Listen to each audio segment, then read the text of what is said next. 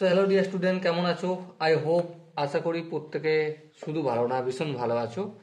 আজকে এই ভিডিওতে যে কোশ্চেনটা আলোচনা করব সেটা হচ্ছে বেলদা গঙ্গাধর একাডেমি এইচএস এই টেস্ট পেপারের ত্রিকোণমিতির পার্টে যে হাইট অ্যান্ড ডিস্টেন্স চ্যাপ্টার রয়েছে সেখানে আমরা আলোচনা করব।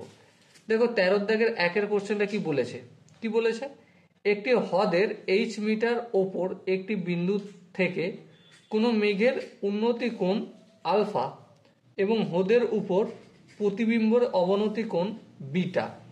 প্রমাণ করো যে বিন্দু থেকে মেঘ দেখা যাচ্ছে সেখান থেকে মেঘের দূরত্ব 2h sec alpha by tan beta minus tan alpha.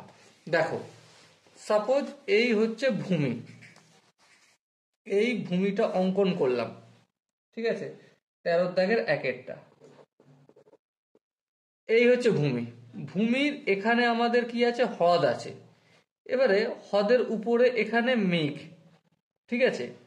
Are suppose মনে করো এখানে হ্রদ থেকে এইচ মিটার উপর, মানে এখান থেকে এখান পর্যন্ত এ থেকে বি, এই বাহুটার দৈর্ঘ্য হচ্ছে এইচ মিটার উপর। হ্যাঁ ঠিক। এবারে এখান থেকে আমরা কি করছি? এই মেঘটাকে দেখছি। যখন দেখছি তখন এখানে উন্নতি কোণ তৈরি করছে কত ডিগ্রি? আলফা কোণ। তাহলে আলফা কোণ মানে আমাকে এই এভাবে হ্রদ এ করতে হলো, মেঘটার উপর মেঘ আর হ্রদের মধ্যে দূরত্ব করতে হলো। আর তারপর এখানে এই যে এ, এখানটার নাম দিই এ বি, এখানটার নাম দিই সি, আর এখানটার নাম দিই ডি। সি হচ্ছে মেঘ, ঠিক আছে? তাহলে এ বি এর সমান্তরাল আমি অঙ্কন করলাম বিই, ঠিক আছে? এডি এর দৈর্ঘ্য যা আর হচ্ছে বিই এর দৈর্ঘ্য তাও, কারণ এই এ beta H R ডিইটাও H metre হবে, ওকে? আর এরা দুজনই উলম্বভাবে আছে, প্রথম কথা। তাহলে এখানটা যে কোণ উৎপন্ন করেছে সেটা কি? আলফা কোণ উৎপন্ন করেছে।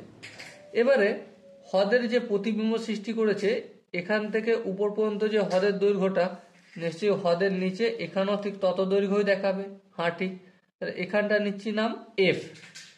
এবারে দেখো ভূমি থেকে বা হ্রদ থেকে মেঘ পর্যন্ত দৈর্ঘ্যটা কতটা, আমি সেটা লিখে নিই C D equal to small লেটারের ডি, আর একইভাবে এটাই হচ্ছে ডিএফ লিখে নিলাম।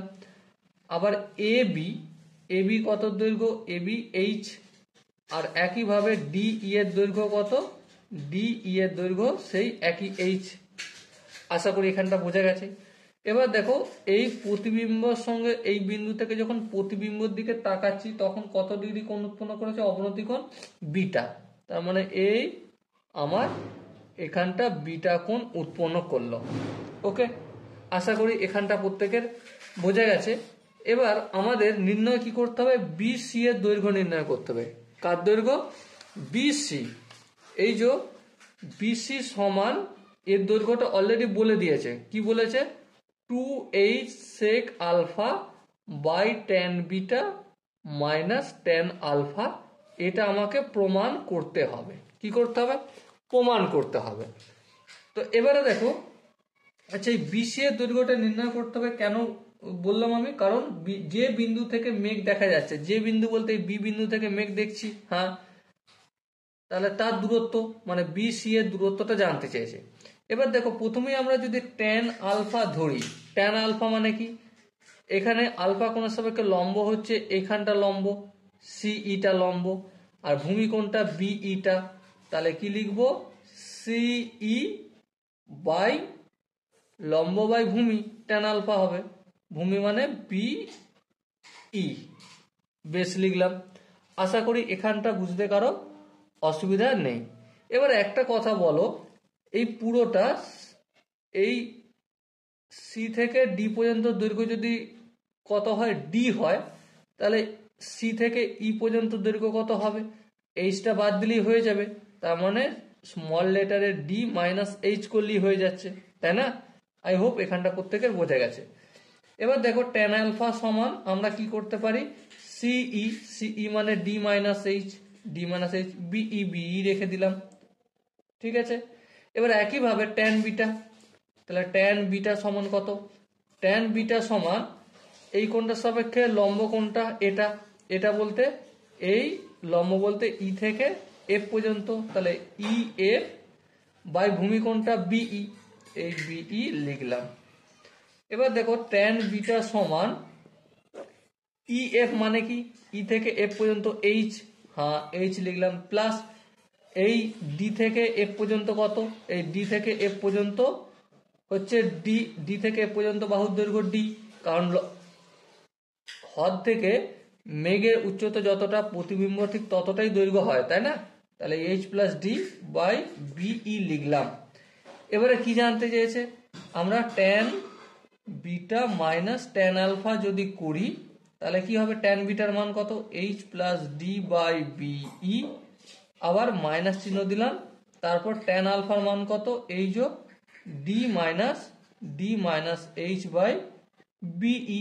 এবার একটু যদি ক্যালকুলেশন করি লসাগু হবে বিই, আর এখানটা এইচ প্লাস ডি মাইনাসে মাইনাসে প্লাস এইচ, তাহলে মাইনাস ডি প্লাস ডি কেটে গেল, এইচটা ভুল করে কেটে দিয়েছি আমি, তাহলে এইচ আর এইচ কি হলো? 2h BE. এখানটা আশা করি প্রত্যেকের বোঝা গেছে। এবার একইভাবে দেখো আমি একটা কাজ করব, কি করব? কস কি বলেছে? Beta alpha alpha. আচ্ছা কস আলফা মানে কি? কস আলফা মানে ভূমি বাই অতিভুজ, তাহলে ভূমি কোণটা বিই, তাহলে এই বিই লিখলাম, ভূমি বাই অতিভুজ বলতে বিসি, এই বিসি লিখলাম। বলো কোনো আপত্তি আছে? আই হোপ আপত্তি থাকার কথা নয়। তাহলে এবারে আমরা যদি একটা জিনিস লক্ষ্য করি, বিসিটাকে আমি এদিকে যদি পাঠাই তাহলে বিসি ইন্টু কস আলফা হবে, হ্যাঁ, আর এদিকটা কি হবে? বিই হবে। এবার আমরা এখানে দেখো একটু কাজ করতে বাকি রেখে দিয়েছি তোমাদের দেখানোর জন্য, সেটা কি? ট্যান বিটা মাইনাস ট্যান আলফার মান কি বেরিয়েছে? 2h by BE. এই বিইটা যদি সমানের অপোজিট দিকে নিয়ে যায় তাহলে এই ট্যান বিটা মাইনাস ট্যান আলফার সঙ্গে গুণ হবে, আর ট্যান বিটা মাইনাস ট্যান আলফাটাকে যদি অপোজিট দিকে নিয়ে যাই ভাগ হবে, তাহলে tan beta minus tan alpha. এবার এই বিই এর মানটা এখানে আমি পুট করব, তাহলে BC into cos alpha equal to 2h by tan beta minus tan alpha. এবার দেখো বিসির সঙ্গে কস আলফাটা গুণ আছে, অপোজিট দিকে গেলে কি যে ভাগ হয়ে যাবে, এই cos alpha into tan beta minus tan alpha. Okay, এখানটা আই হোপ প্রত্যেকের বোঝা গেছে। এবার দেখো এই কস আলফাটাকে যদি ওপরে তুলি তাহলে কি হয়ে যাবে? সেক হয়ে যাবে 2h into sec alpha by tan beta minus tan alpha. তাহলে বিসি এর দৈর্ঘ্য আমরা জানতে চেয়েছিলাম, সো বিসি এর দৈর্ঘ্য আমরা পেয়ে গেলাম। হালাকি এই কোশ্চেনটা অলরেডি আরেক জায়গায় আসছে, খুবই ভালো কোশ্চেন। আই হোপ তোমরা এটা ভালো করে কনসেপ্টগুলো বুঝেছো। যদি কোনো জায়গায় বুঝতে অসুবিধা থাকে আরও একটা ভিডিও বানিয়েছি, অলরেডি বানিয়ে ফেলেছি এই কোশ্চেনের উপর বেস করে, সে ভিডিওটাও দেখতে পারো। খুবই ইম্পর্টেন্ট কোশ্চেন বলে আমার তো মনে হচ্ছে, কারণ এই কোশ্চেনটা বারবার রিপিট হচ্ছে। ওকে, চলো নেক্সট আমরা 2 দাগের অঙ্কটা প্রথমে পড়ে নিই কি বলেছে। 2 দাগের কোশ্চেনটা কি বলেছে দেখো, 600 মিটার চওড়া কোনো নদীর একটি ঘাট থেকে দুটি নৌকা দুটি ভিন্ন অভিমুখে নদীর ওপারে যাওয়ার জন্য রওনা দিল। যদি প্রথম নৌকাটি নদীর এপারের সঙ্গে 30 ডিগ্রি কোণ এবং দ্বিতীয় নৌকাটি প্রথম নৌকার গতিপথের সঙ্গে 90 ডিগ্রি কোণ করে চলে ওপারে পৌঁছায়, তাহলে ওপারে পৌঁছানোর পর নৌকো দুটির দূরত্ব কত?